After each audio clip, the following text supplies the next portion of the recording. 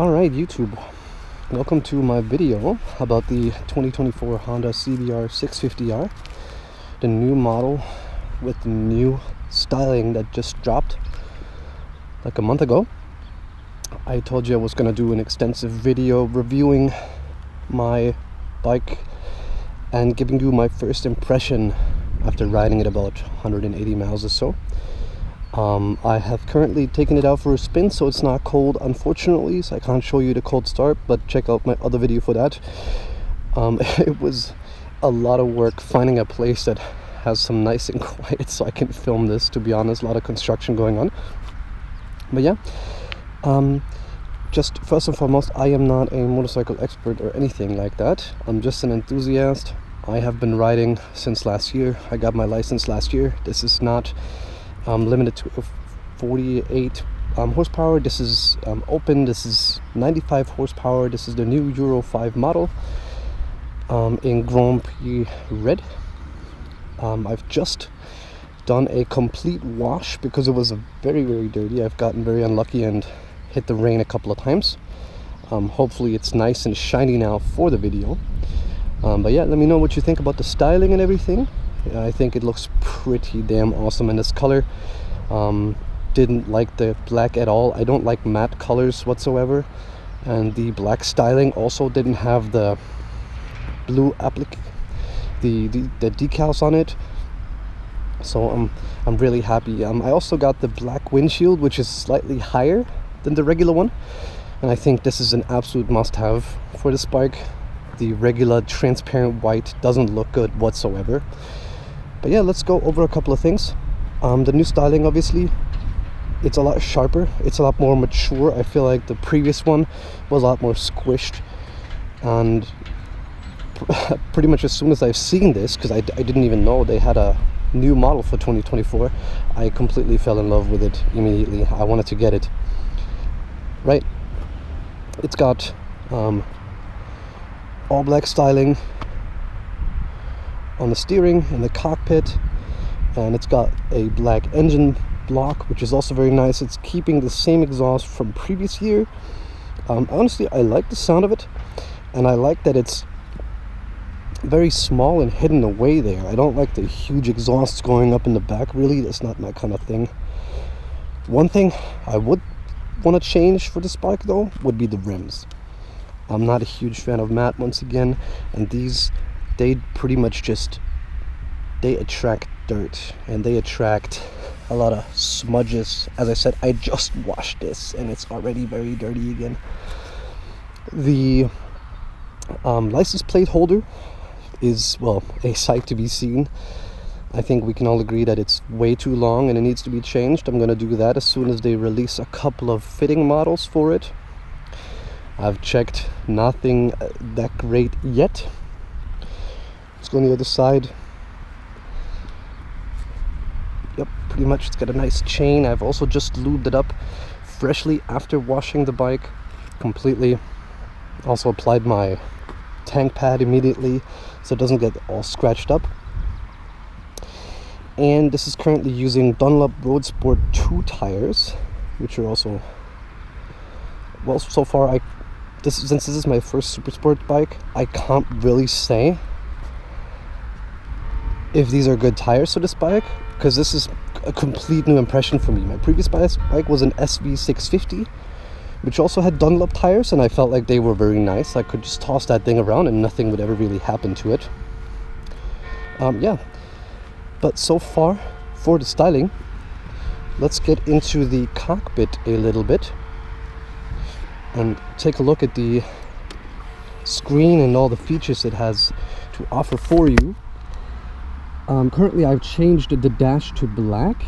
You can do a couple of different styling methods for this one. You can also hook up your phone to it. The one feature that I'm definitely missing is water temperature or oil temperature in the dash. There's unfortunately currently no way to enable that at all. That's a bit unfortunate. Let's go to the menu and I'll show you a couple of different customization settings. So you can obviously change the fuel and range meter. Not really sure which one I like most. You can do the trip resets and everything, we know about that. And then you can customize a shift point. So it shows you specifically where your shift point is going to be in the gauge, and it has additional functionality for the Honda road sync system.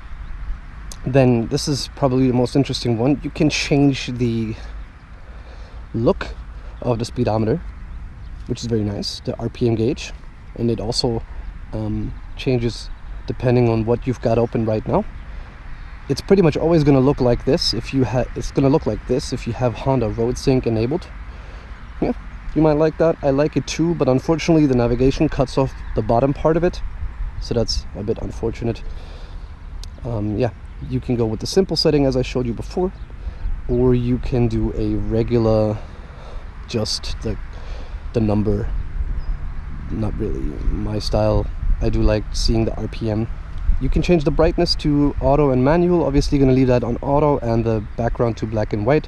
I noticed that unfortunately white is very hard to capture on video, so I'm going to leave that. And you can also enable some favorite settings, which I haven't really played around with. I haven't really seen the purpose of it, because you can't really display anything. It's really helpful that you don't see anything already. So the one thing they do have to update is the oil and water temperature. I hope they're going to do that one. All right. Let's see. Obviously, you can change the units and the languages and all of that. And over here, you can see when your next maintenance is going to be, the oil change, the battery voltage, the water temperature is over here. You can see some warnings. I'm not sure why it says oil there. Maybe that's just a placeholder. You can see what special equipment you've got installed. I've got nothing yet. And you can see the software version. So that's pretty much it for the dash. As I said, you can enable Honda Road Sync, which is unfortunately still a bit clunky. It doesn't work that nicely yet. If you hook it up to a phone, you can pretty much, with an iOS, you can select music, increase or decrease the volume. There aren't many features. You don't have a display for what song is going to be shown. It just lets you skip and play. That's it. Navigation is also very limited, but you do have a very nice navigation system on that one, so perhaps I can show that when I'm starting to ride. Okay, yeah, that's pretty much it for now. Let's take it for a spin. I'm gonna turn it back around. We're gonna take it for a little spin. So I've got the bike turned around. Let's go. Let's take it for a little ride, and you will get some impressions on the sound, obviously, and the speed and everything. Just note once again, I can't really go higher than about 5,000 to 6,000 RPM at the moment, because it's still a brand new bike. I want to slowly ease into it. So yeah, gonna do separate videos for 0 to 100 and flybys and stuff. Alright, let's go.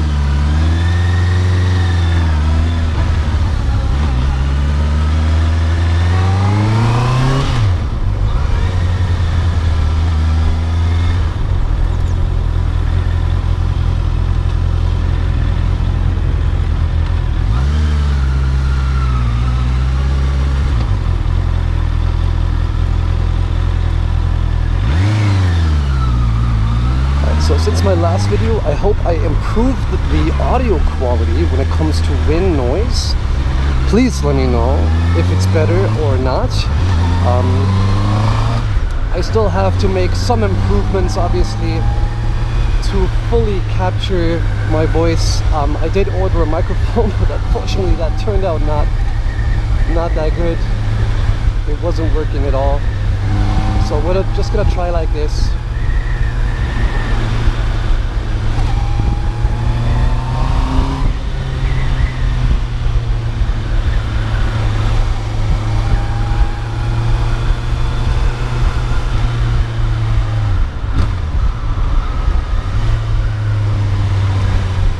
One thing I do have to say, in comparison to my SV650, this guy has an incredibly strong engine braking. Really, really strong, and it looks like we have to wait for the train to pass here. That's very unfortunate. But I think we can go and skip ahead.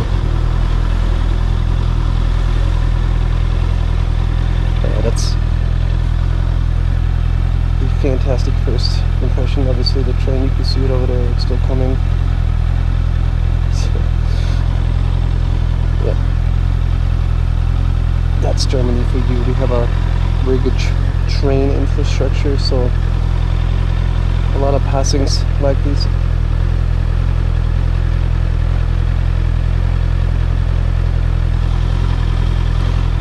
Anyway, if you guys have anything you want to know or see about the bike, make sure you let me know. I'll try to answer all of your questions. Obviously, since this is a very new model, there aren't many videos out and people explaining anything about it. And if they do explain something about it, it's most likely about the E-clutch model, which this isn't. This is the regular model. And to pretty much counteract any questions,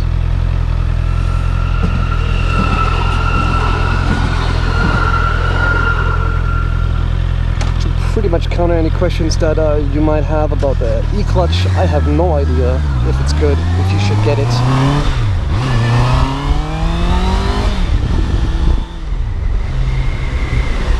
The only thing I can tell you about the E-clutch that I was told by a friend is that its repair costs are supposedly very high. And someone else told me it's really nice for beginners, but I don't really think it's necessary for me the way I ride.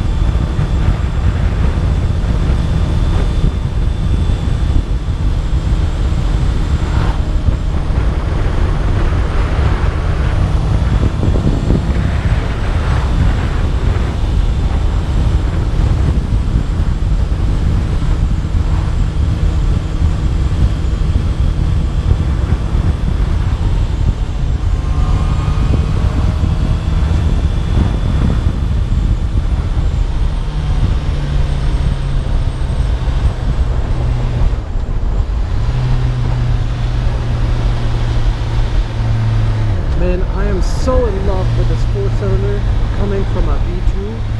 I mean, the V2 is so much fun, it makes so much torque in low gears even, it just blasts off immediately. But the 4-cylinder offers such a smooth riding experience. You don't really have any hiccups, you don't really have any jumps or skips or anything like that. You can pretty much use any gear you want and just go any speed pretty much. Well, obviously, check that one. In third gear, you know, it's just going up to 100, it feels so damn smooth and so seamless. Yeah, I just love riding this. It's a great riding experience.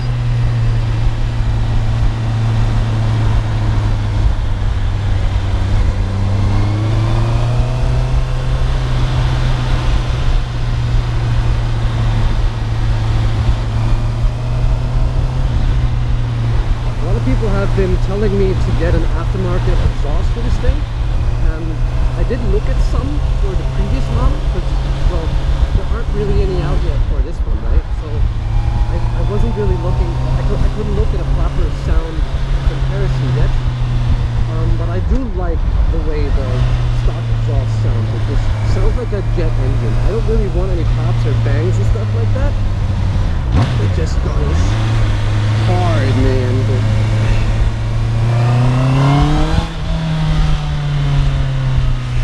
Once again, we have to wait for the train. I mean, isn't this just the best timing for making a video?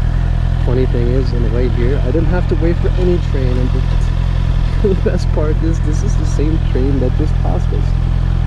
I was faster.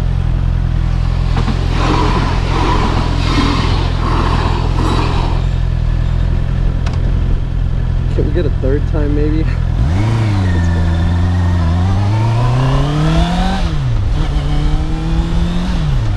windy today. I do have to say that.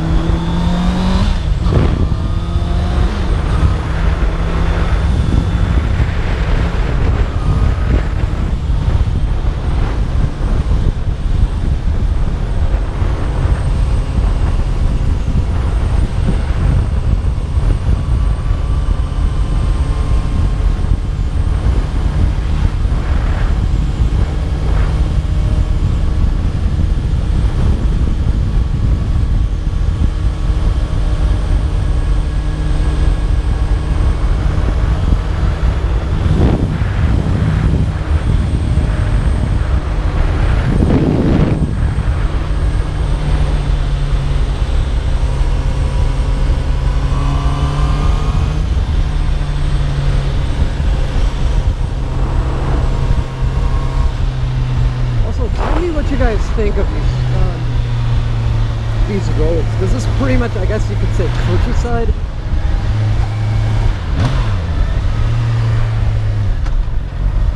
I'm curious to see how it compares to other countries and what you guys might think of it. Honestly, I really enjoy riding here.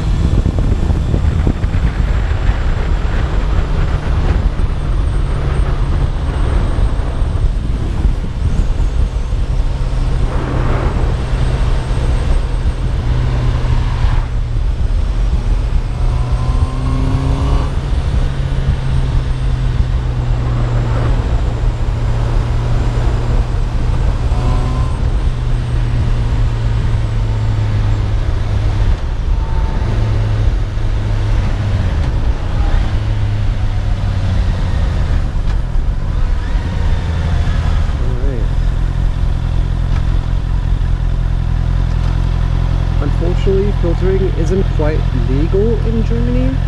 People do it anyway, because why would you not? But you want to try it, avoid it obviously.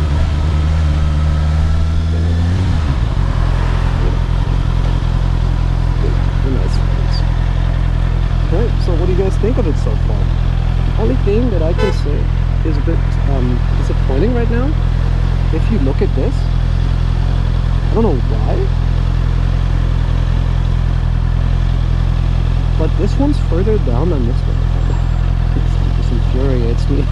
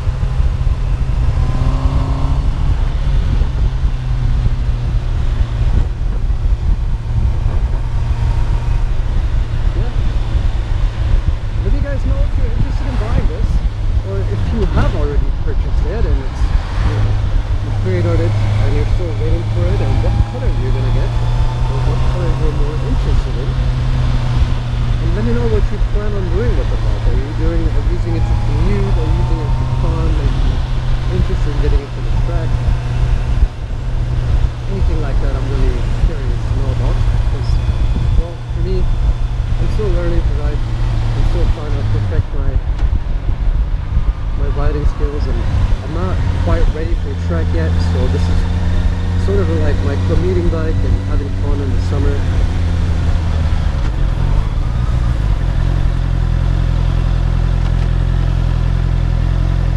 Seems like we've got a huge jam right there. Anyway, I think I'm going to end the video right here. So if you guys want to see more videos like this, taking it out for a spin, let me know what you want to see, and let me know what you think about the bike. Comment down below, and leave a subscription. That'd be really nice. Check out my other channels as well. I post the content regularly on TikTok as well. Okay. I'll see you guys then.